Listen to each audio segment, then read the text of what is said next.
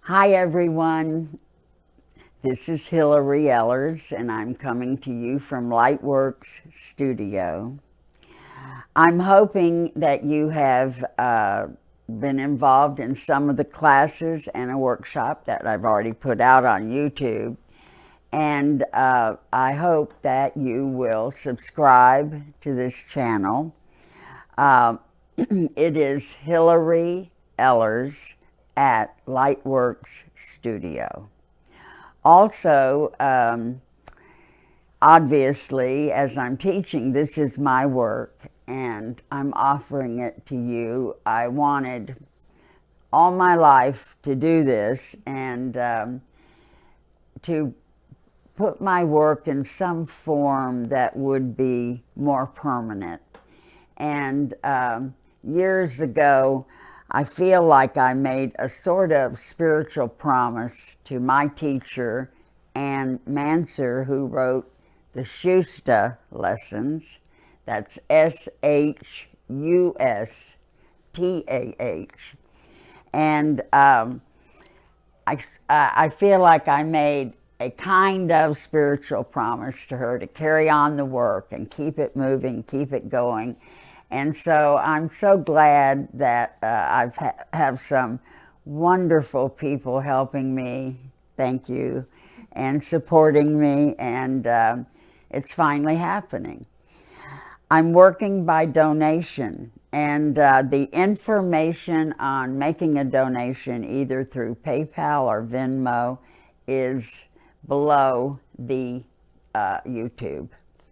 And give what you can. If you can give more, do that, and it will help balance out folks who can't give much. And I really appreciate it.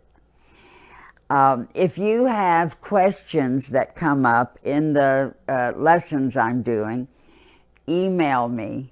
And at some point, I'm going to do a class that'll just be about answering questions. And the email is sendtohillary@gmail.com. And it's just like it sounds, SENDTO, send to, and HILLARY, send to Hillary@gmail.com. Any questions or comments if you want to make them to me. I always appreciate your feedback, and of course, I love questions. So, as we get started today, one last thing I want to say, sort of organizationally, is my little dog, Mamie, is ill. And she is seriously ill. And she coughs. And she's so used to being connected with what's going on here. I just can't, I just don't have the heart to put her in the bedroom or the bathroom or anything. And so she's with us. She's right here in this room. And you may hear her cough. And I hope you'll just be okay about that. And I'm going to keep her with us as long as I can until it's obvious, you know, that it's too much for her. All right, so this is the third class, and this was, in preparing this class, it was a little harder for me. I feel like the material I'm bringing in for this class is maybe a little more complicated, and we will be dividing this class up in 2 segments at least. So this is part 1 of frequency and vibration. And what I'd like you to begin to feel and to realize is that all of life is a sea of vibration, energy vibrating. There is a philosophy of creation that is metaphysical, And I love creation stories in all different traditions. They're, you know, always metaphors, because I don't feel the human brain can really conceive the process of creation. It's so vast and majestic and in a way beyond our understanding. So metaphors help. And you know, I notice in my work that I do when I'm doing readings for people, metaphors come through all the time for people. And it seems as though truths that are very, very big can often be relayed best in metaphors. So today we're going to talk about the metaphysical creation story. And it's interesting because usually when any story about creation is told, it begins with the phrase, in the beginning, the fairy tales, you know, in the beginning. What's interesting is that for this metaphysical creation story, we can't say in the beginning because according to this story, there is no beginning. Get that? And, you know, for many, many years, and I almost hate to admit it, wasn't all that long ago when I think I finally got that there's no beginning. And there are a few things I've had a lot of trouble, not a lot of trouble, but some trouble understanding or accepting, or, you know, just very common metaphysical teachings. And time and that there is no beginning is one of those things that's been really hard for my brain to get.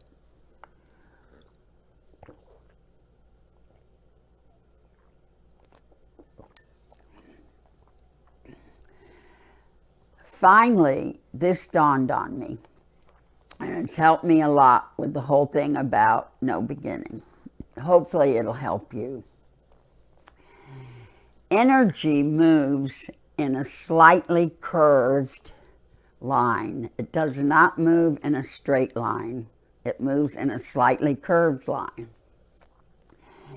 If you extend that curved line out far enough, it becomes a circle. I mean, it may be really far, but it becomes a circle.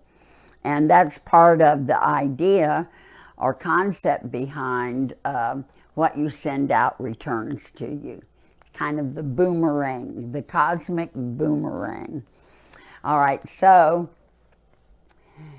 the circle of energy around time, it's obvious a circle has no beginning. It has no end. And it was like, finally, it was like, wow, that's what it must be about. And so I still don't really understand it, but at least I have something for my brain to bite into and kind of hold on to. So in this creation story, we cannot say in the beginning. We just have to say, it is. It is. Think of this. There are many, many ways to break down and define different kinds of energy. Spirit is a kind of energy. Our souls are a kind of energy. And so I think of this as a heading, like the top classification, and just breaking down energy in two ways: potential and kinetic. And I hope I'm saying that right. I get it mixed up, so it'll be embarrassing if I got it wrong. But another way to say it is just potential energy and active energy in motion, those two types. In the creation story that's metaphysical, the story is that all spirit resides within God, our creator, the creator of our cosmos, and that spirit residing within the creator is at peace, is in stillness, it's in darkness. And you know, darkness has a bad rep. And people often think anything referred to as dark is bad, like evil, this is bad.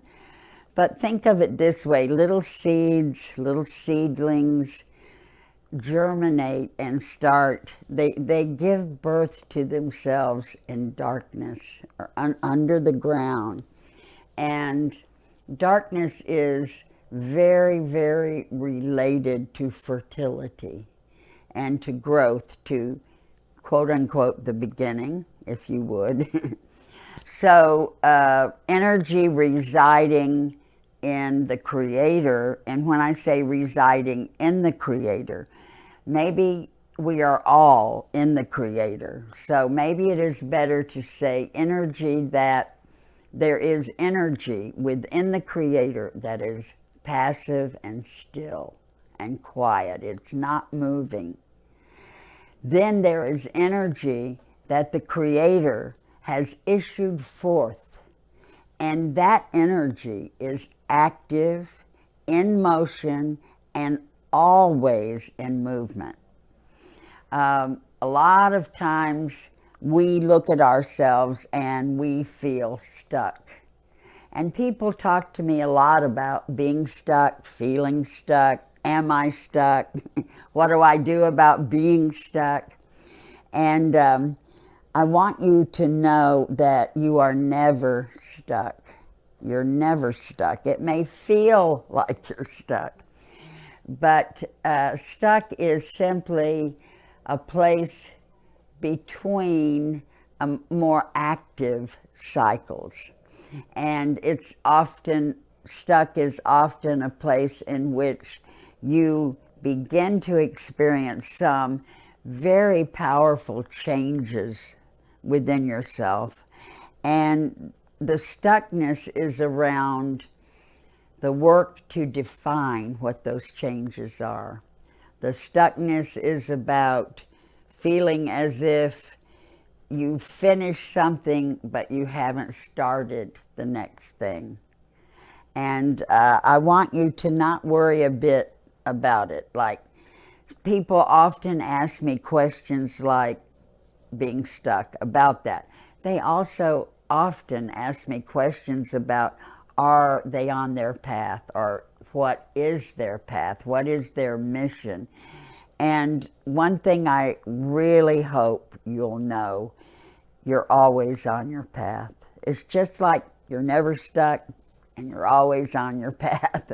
And whatever you're living is your path. I mean, it's right.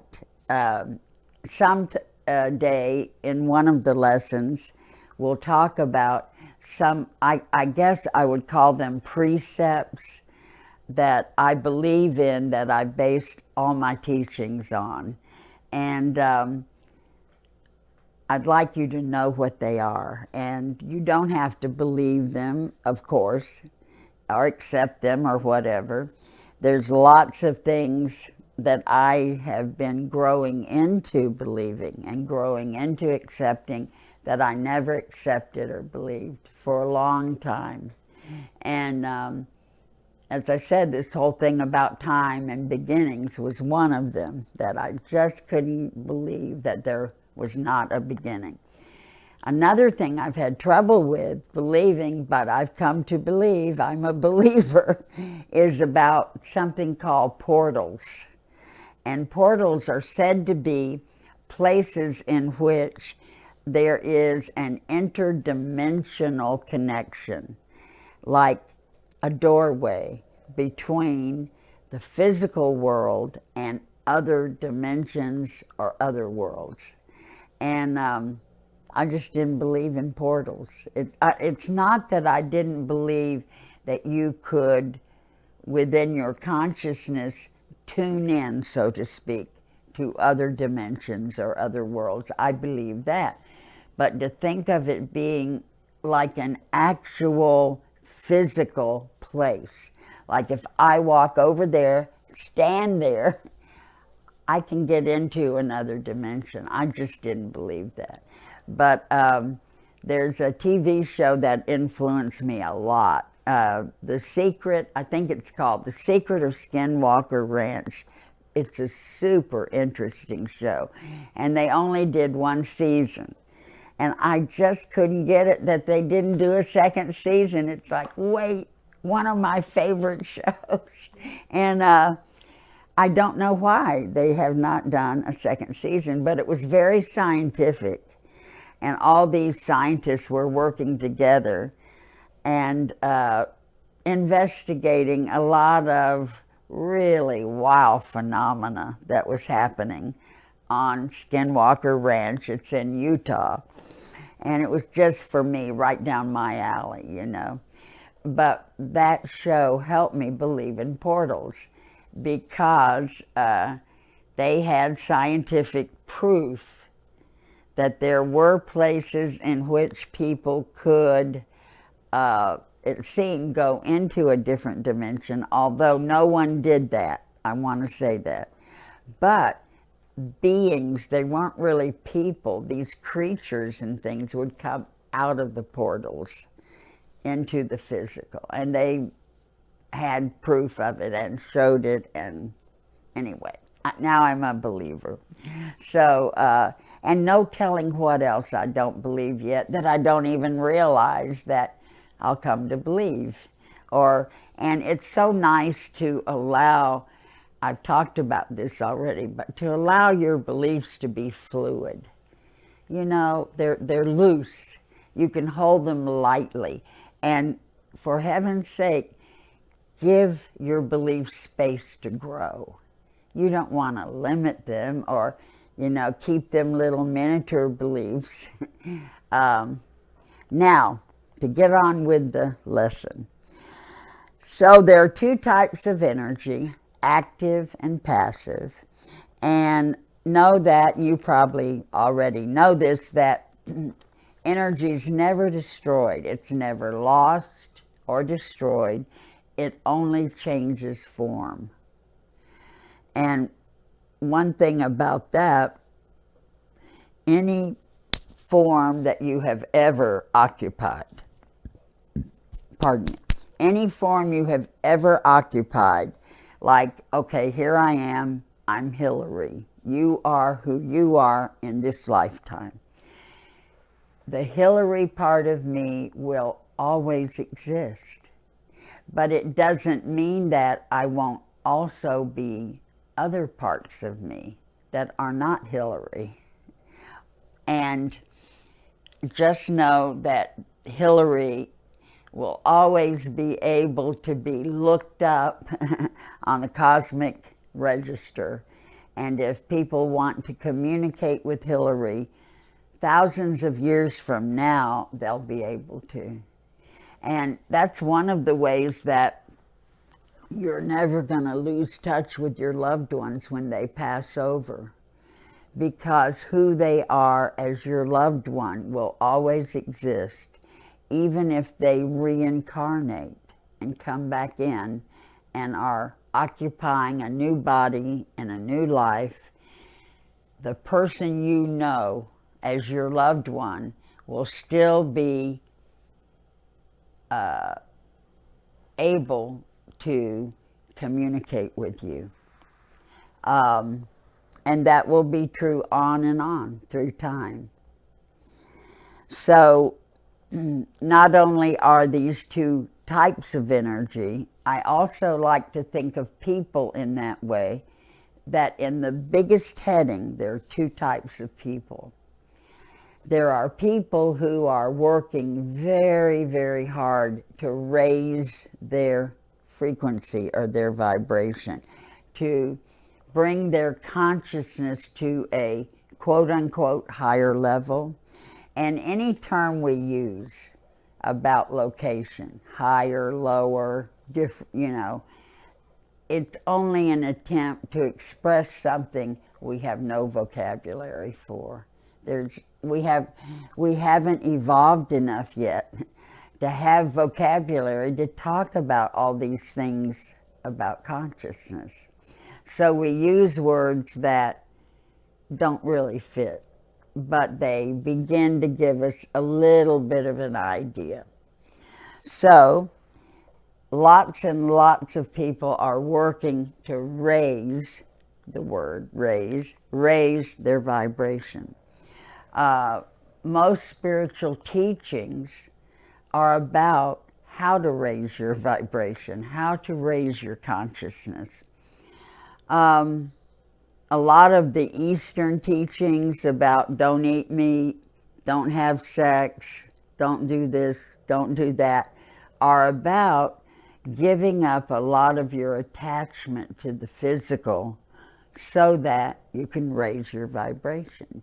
A lot of those very stringent, strict, limiting teachings, I feel, are to help you be able to move beyond the physical.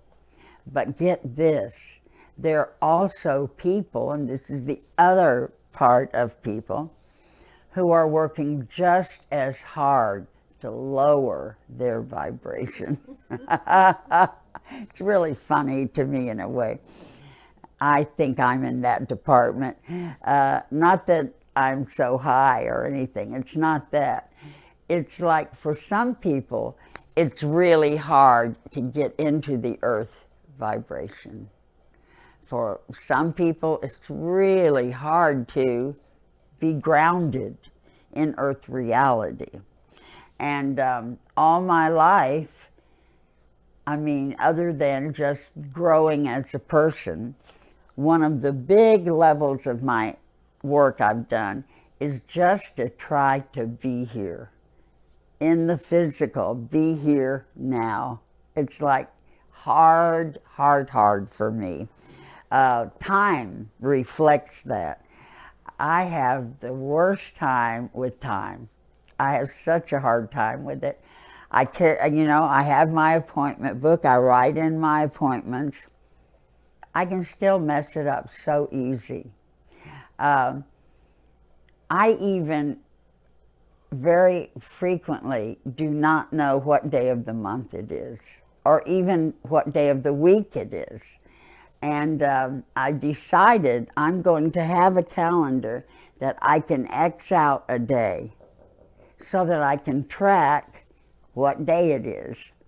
And people, my sister gets kind of angry with me because I screw up time so bad and dates and whatever else, My friends used to tell me to be places half an hour ahead of when I really needed to be there. And that would usually give me enough time to be on time. I think it's terribly inconsiderate to be late. It's very inconsiderate of other people's energy.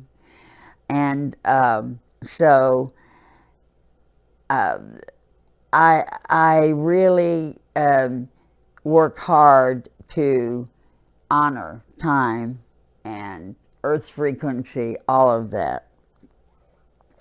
So one of the things about time, one of the teachings that's also been hard to get, is that all time exists at once.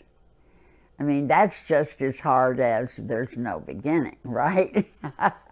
You can take your pick. They're both difficult for this brain, the human brain, to get. It's like our human brains are really computers geared toward tuning in to the physical dimension, and our brains are geared toward helping us perceive the physical. Our brains, we can use them to touch other levels, but their primary function is about helping us connect to the earth, to our physicalness.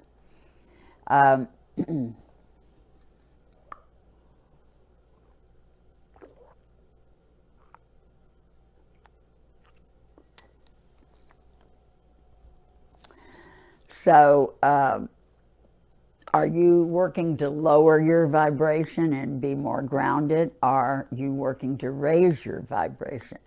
And maybe sometimes you're doing both. You know, during this moment, getting into the earth more, during this moment, raising to a higher frequency.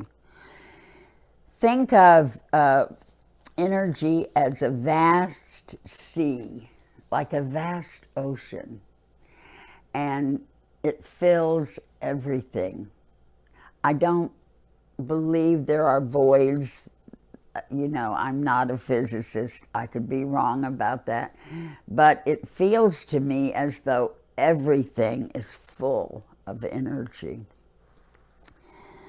And I want to tell you a story that happened to me one time. I was leading one of my students in meditation, and it was a private session, so it was just my student and myself. And I can remember this just like it happened 5 minutes ago. I remember where I was sitting, the house I lived in, exactly how the room was and how it felt, everything. There were big windows and sunlight was streaming in.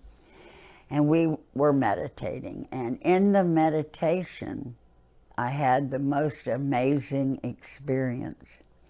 There was a plant just behind me, kind of catty corner, not far away, just I could reach out and touch it almost, just barely beyond touch. And it was a spathiphyllum, and a very big one and a pretty one. And as we were meditating, I fell backwards out of my body, and I literally fell into that plant. I did. I was in the plant, and I was aware of the molecules of the plant, and I was aware of the space between the molecules, and I was in there just kind of floating around, and I freaked out. And the reason I freaked out is I was afraid I was going to do something that would hurt the plant. You know, like I thought, oh my God, what if I mess up their DNA? Or because I knew I was on that level in which I probably could have changed that plant's DNA. I was in there in the core, you know, workings of that plant. And so as soon as I, you know, found myself floating around in the plant and I reacted, I jerked out and I came right back out of it. And I wish in a way I had been a little more relaxed, a little more trusting, and I had spent more time just kind of exploring and maybe even experimenting. And I say that, you know, cautiously because, again, I wouldn't want to hurt the plant. But that happened for a reason, I'm sure, to give me an opportunity to learn. And I just reacted in fear. I've done that off and on. You know, I told you, I think, in our first lesson, when I was trying to make contact with my inner teachers, and I would make an appointment, literally, I'd say, I want to meet you, and let's connect at 3:30 tomorrow afternoon. And I wasn't late. I was not late. I'd be there at 3:30, sitting in my chair, ready to meet my teacher. And at 3:30, I could feel it. I could feel them, that they were there. And they were starting to walk toward me. I didn't see them. I don't see a lot of times, but I feel. Like a lot of times, I don't see a spirit, but I can tell you right where they're at in the room or something. And so step by step, and you could play some kind of dramatic music like da-da-da-da, da-da-da-da, you know, as the being was coming closer. And when they got right near me, I just freaked out, jumped up out of my chair, and ran out of the room. And then I'd worry about it. Like, I stood my teacher up. I made an appointment. They were there. I didn't connect. So a lot of times when you're learning, and even later after you've learned a lot, it's easy to react to energies that you're not used to, or energy that's different, new for you or something. It's very easy to feel afraid. And I would just say, don't be hard on yourself. You know, that's just so human. And I guess that's what we are right now. So there's a concept that the beings that are in the stillness, in the passive level of God energy, are very, very much at peace. There's a concept that in that stillness, there is a great deal of contentment and fulfillment. And I don't know if you've ever noticed this, but a lot of times when I meditate, I don't want to come back. And part of that not wanting to come back, I feel, has to do with being in that fulfillment, that level, that quiet stillness brings, this deep level of contentment.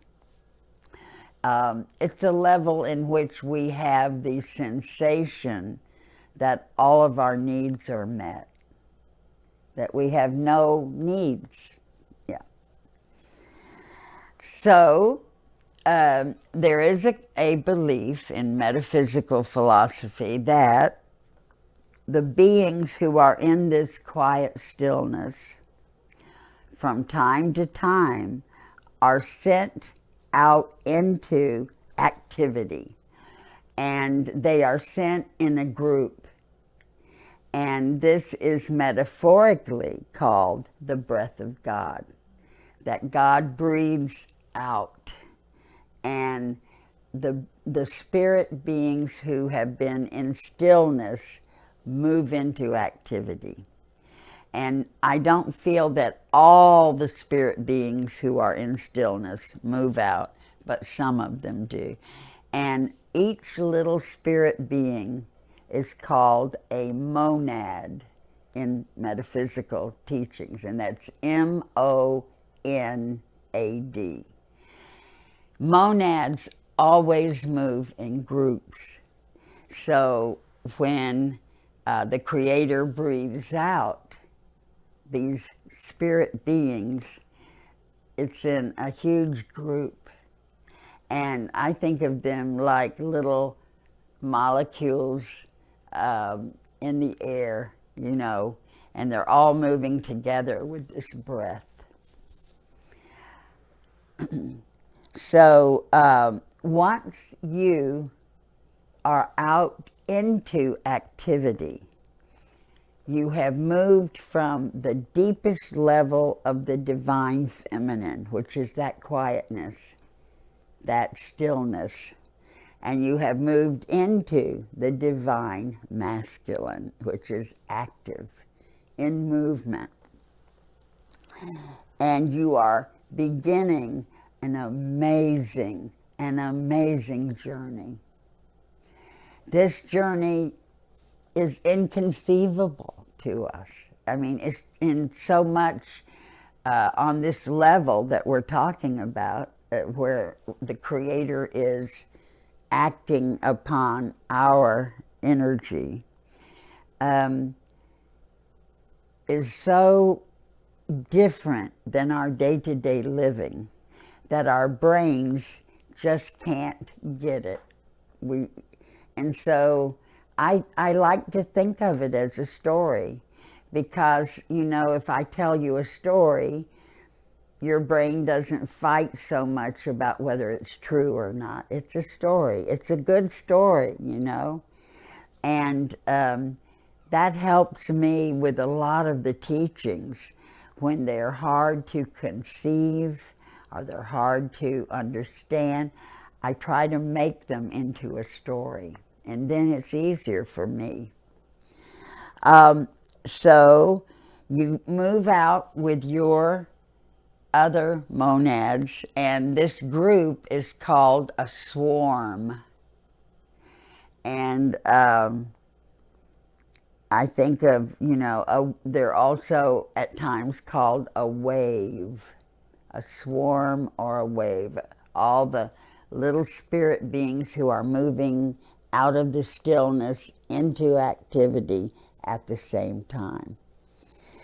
Now, when you move out into activity, you are beginning, as I said, this incredibly long journey in time.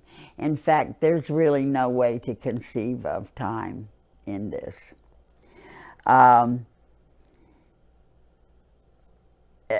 Terms are used like eons of time.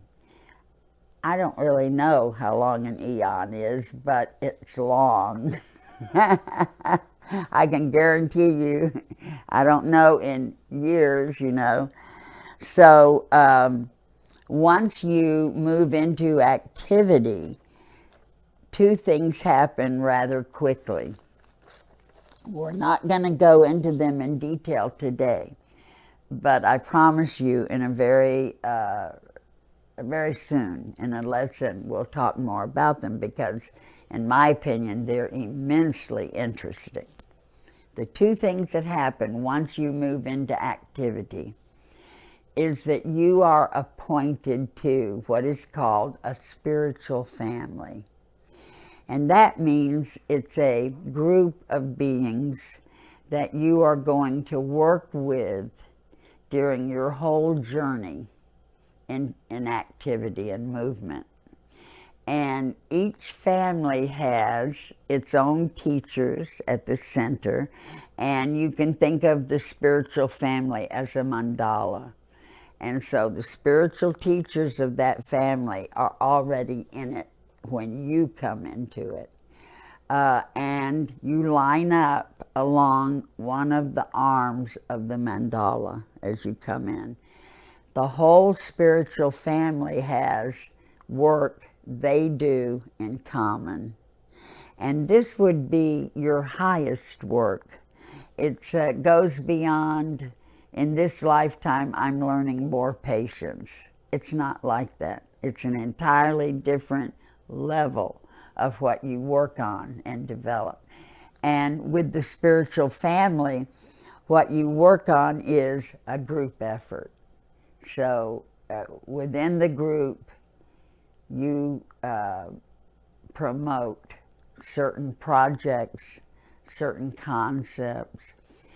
Just to give you just a basic idea, some families are working toward the development of medicine or healing or health-related things.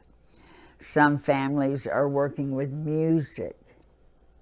Some families may be physicists or mathematicians, or working with the level of the workings of energy, understanding that. So, I mean, there can be many, I mean, not only can be, there are many, many, many projects that spiritual families hold. And throughout their entire journey and activity and movement, they work with their family on those projects. We're at a very important time right now on the planet, and it is the time of the changing of the age, or the turning of the age. It is said that there is a period during the turning of the age when all the spiritual families are reunited in the physical. Like, we're always deeply connected, but during the changing of the age, the family physically comes back together. And my feeling is that we renew our commitments to our projects, or we may refine the project or redefine it in some way. And I always think of it as like a high school reunion. And it's sort of like, wow, how have you been? What's been going on? What's been happening in your life? And another thing that is happening right as you come out into activity, this term won't make a lot of sense right now, but later, hopefully it'll make more sense. You are assigned not only to a spiritual family, you're assigned to what is called an evolution. And there are humans we know about, right? Here we are, humans. There are beings that are called devas, D-E-V-A-S, devas. And so, as an adjective, they are Devic beings. And there are beings that are ETs, that are literally, yes, it's true, Virginia. ETs exist, yes. And so there are extraterrestrial beings. And we're going to study each of those lines of evolution, because all three of those types of beings can choose to be born as human. And they do choose to be born as human, and they come into the earth and they're rubbing shoulders, you know, with people who've been human all along. And there's an immense interchange and lots of learning and need for cooperation. It's very common for friends or partners, mates, family members to be from different evolutions, so that we are, in a way, forced to learn from each other. And the earth is called a melting pot because of all the different types of beings who come in here and who come into human bodies. And when we learn more about the evolutions, you're going to begin to be able to look at your friends and your family and go, oh, that's what's going on. You know, it will help you make more sense of the differences in people. And so here we are. We have been moved. I feel like it's almost like weeds that have been yanked up out of the ground. We've been moved out of the stillness into activity, and we are cast into these groups that we have meaning and purpose with. And so part of our work is to grow through enacting that meaning and purpose, living it.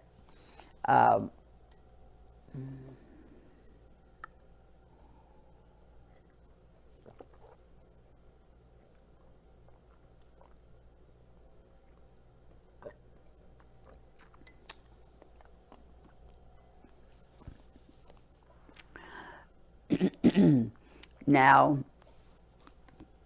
within this vast sea of energy, remember when I said there's just a vast ocean of energy. The finest point, pardon me, the finest point of vibration is the Creator. The most dense and slowest point of vibration is said to be the physical dimension.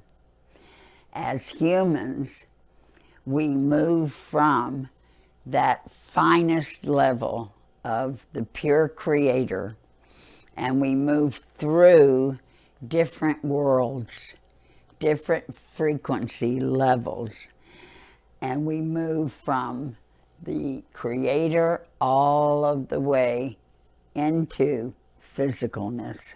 And we don't just step from one room to the next. Again, this is a process that takes eons and eons of time. And there is an arc we move down from the creator to physicalness, and that is called the involutional arc. Involution. And I think of it in that way because it makes me think of involving ourselves in life. We are involving ourselves, and we have all the experiences we need on each level and in each world, and we grow through those experiences. We grow, into self-knowledge more and more until we finally reach, as humans, we finally reach the physical world. And guess what happens then? We spend time here developing our humanness, and when we've learned all we can learn about being human, we start back up. Isn't that funny? It's kind of ironic, and you may go, oh no.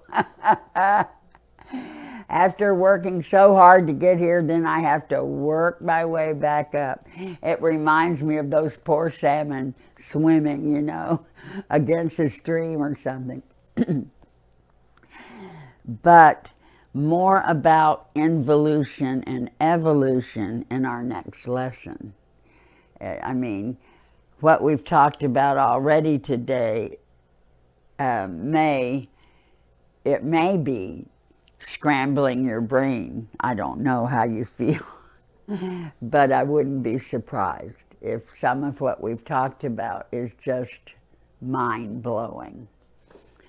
Now, there's one thing that is so important, and if I were to say there is anything that is most important, what I want you to know that these worlds, these dimensions, these different vibratory levels are not locations. They're not a place you go to.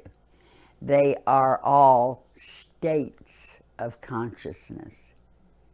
It's not about, you know, take a right turn, go 2 blocks, you know, whatever, and you'll be there. It is very much about how your brain waves are vibrating and what you encounter in that vibratory frequency. And one level will have literally a different vibratory frequency than another level.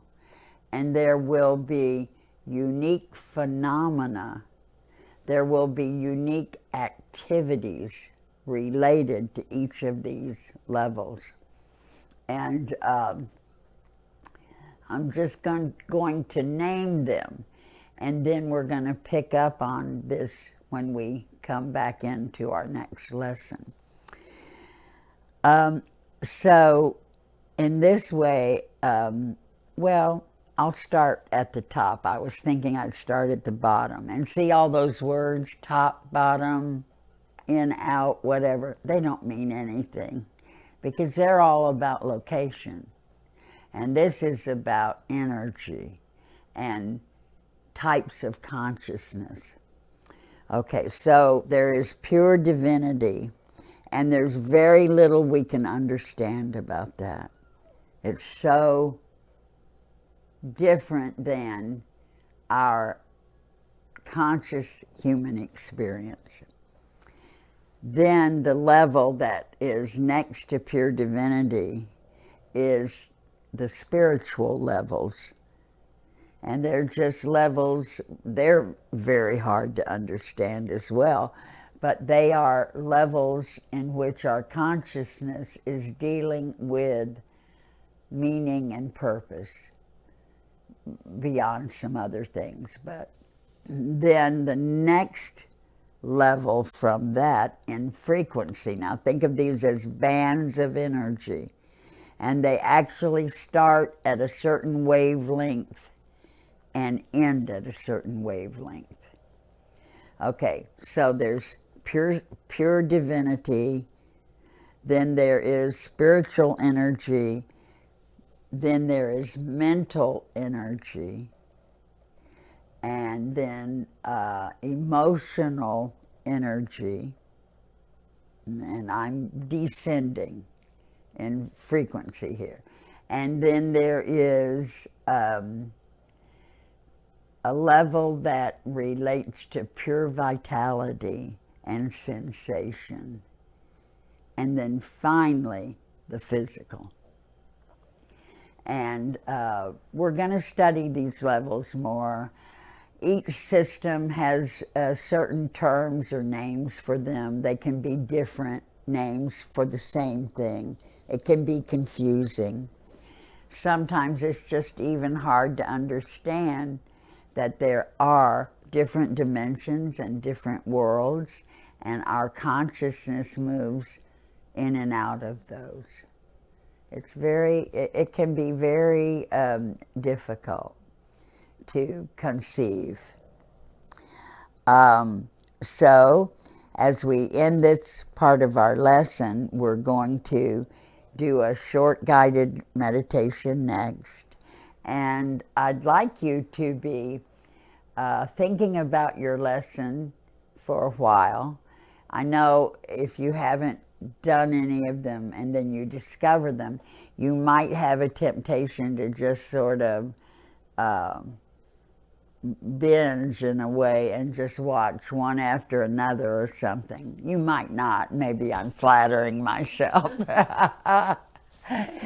But you might. You never know. But anyway, my suggestion is don't do it that way. Or if you do it that way, go back and slow down and redo it. Because when we talk about the kinds of ideas we're talking about, they're so massive. These ideas are archetypal ideas. They're not like your grocery list, you know, and I don't really have to say that. You know they're not like your grocery list. And so be gentle with yourself, because right now, probably, there is an enormous earthquake taking place inside your belief systems and inside your thinking and feelings. And so be kind to yourself. These kinds of studies, before they help us, they throw us way out of balance. And you may be moody, mean, hard to be with, trying to think of some of the other fun things we go through, just out of balance, you know, as you're going through these changes, because they're so remarkable. They change, it's such a remarkable change. And I want you to talk to me about that some, so communicate with me. And I hope you will have some questions that we can cover. As I said, I love questions. All right, thank you, and we'll just end this part of our lesson for today.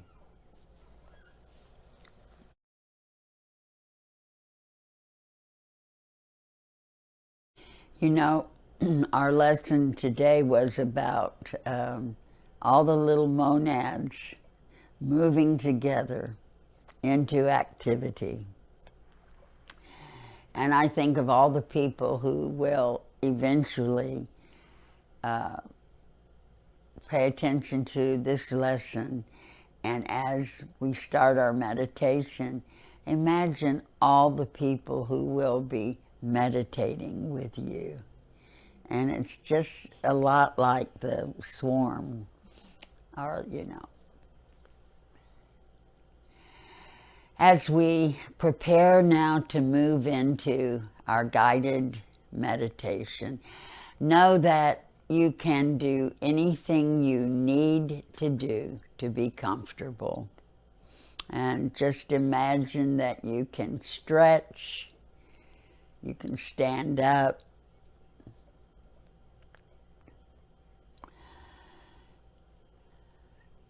you can clear your throat, cough, scratch and itch. I mean, anything you need to do that will help your body relax.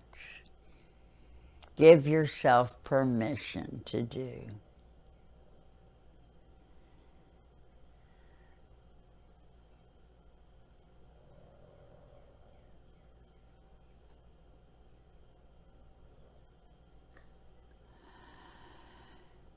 In this moment, begin now to simply feel yourself breathing.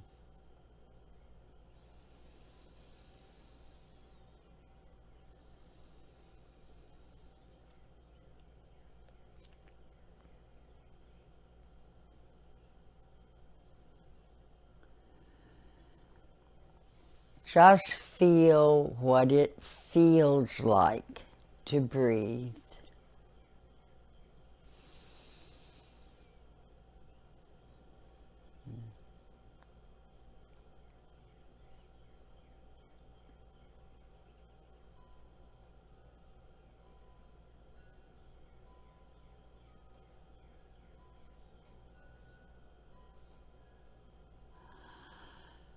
Every incoming breath brings a soothing wave of relaxation through your entire body.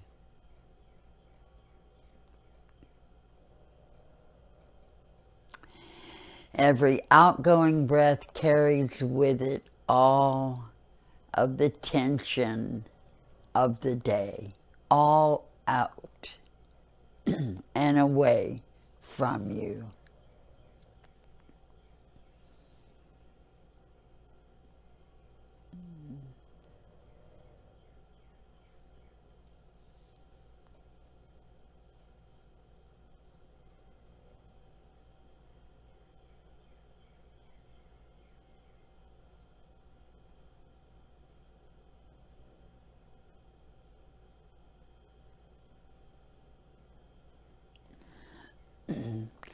Every incoming breath is bringing a soothing wave of relaxation through your entire body.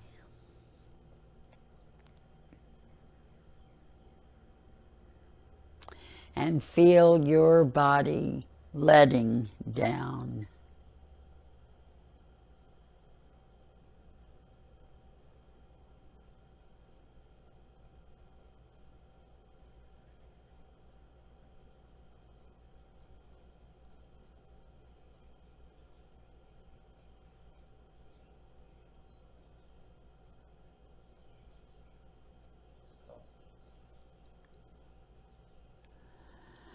Every outgoing breath carries with it all of the tension of the day, all out and away from you.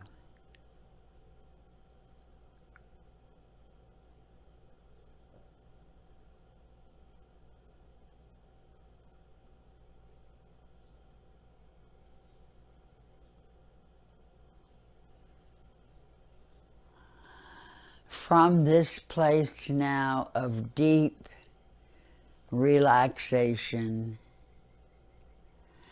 imagine that you are in touch with many things.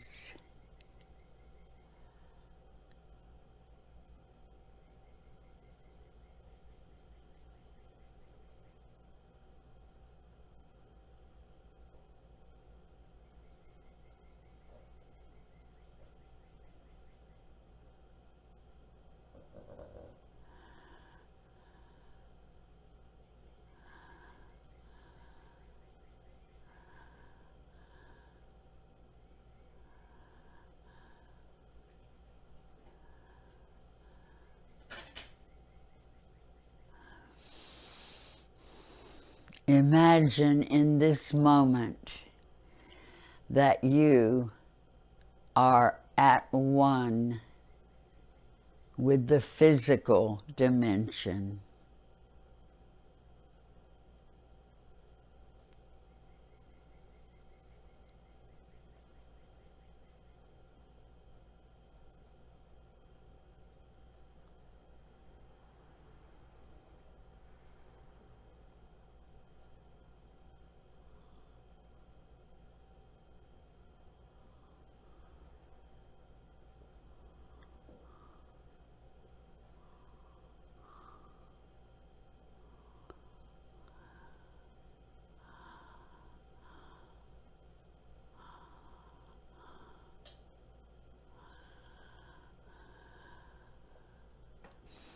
Imagine now that you are becoming one with the physical.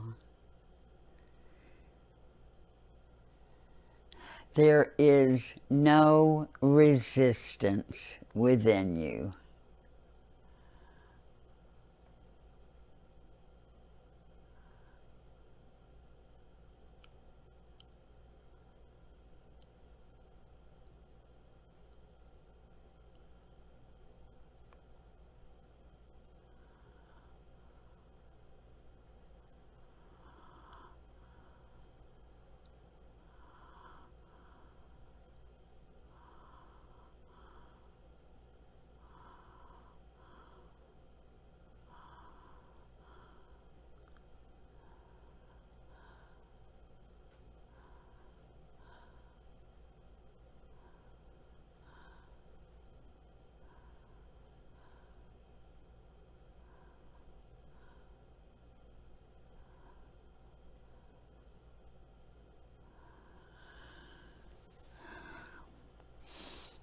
Feel yourself relaxing in your life.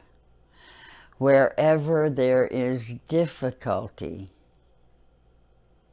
find greater ease.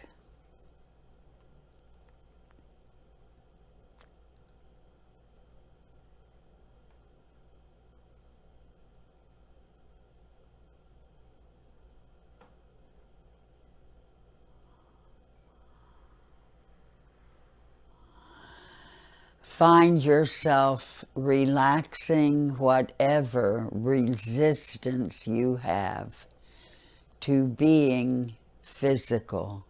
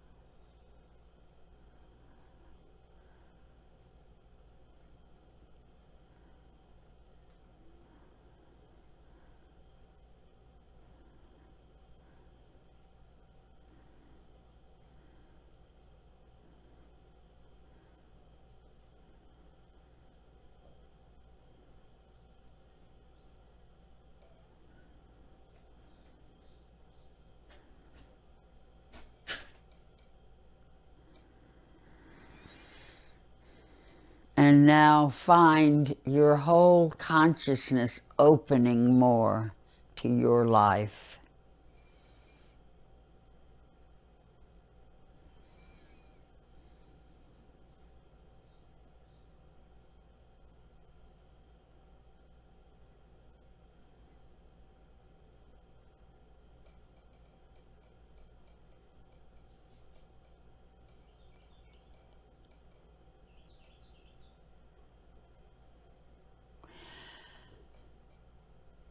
With this greater relaxation, your life will be easier.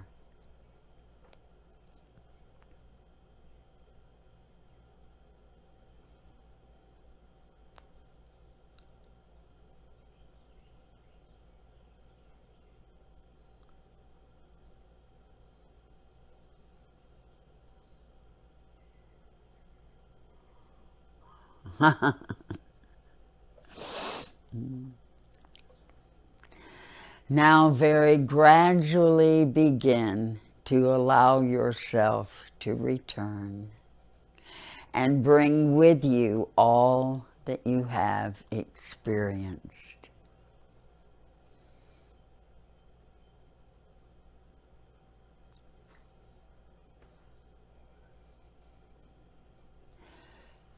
Allow yourself to gradually return and bring with you all that you have experienced.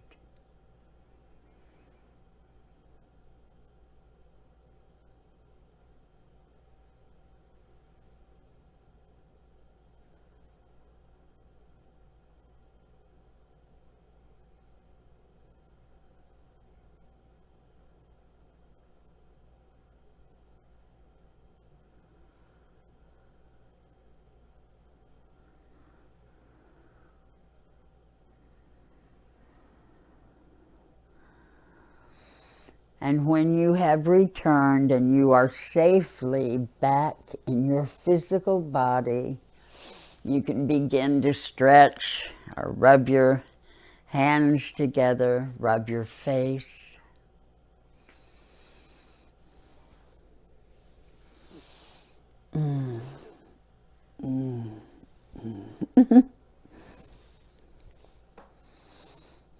I don't know what was so funny to me when I was leading our meditation. Something hit me and it was like funny. So are we all back now? We're back. Good, good. So practice your meditation until we have our next lesson. Thank you. Oh, I was supposed to remind you again about making a donation, and the info is under the YouTube. And hopefully you will be joining the channel. Take care now.